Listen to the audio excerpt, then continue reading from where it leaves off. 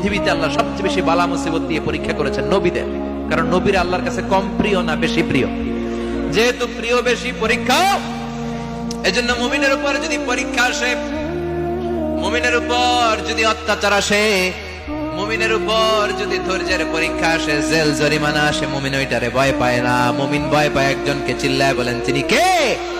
কারণ আল্লাহর ঘোষণা ওয়ালা তাহিনু ওয়ালা তাহজানু, ঘোষণাটা কার?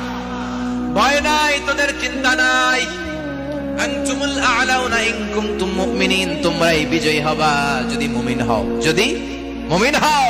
এজন্য ধৈর্যের পরীক্ষা দিতে হবে, আল্লাহর উপর তাওয়াক্কুল করতে হবে, অত্যাচার আর জুলুম আল্লাহর নামে সহ্য করে যেতে হবে। চিল্লায় বলেন ঠিক কিনা? কারণ মুসলিমের সাথে আল্লাহ থাকে। মুসলিমের বদদুয়াকে বিশ্বনবী ভয় করতে বলেছেন, কারণ মুসলিমের বদদুয়ার মাঝে আর আল্লাহর মাঝে পর্দা থাকে। যারা দুনিয়ার বুকে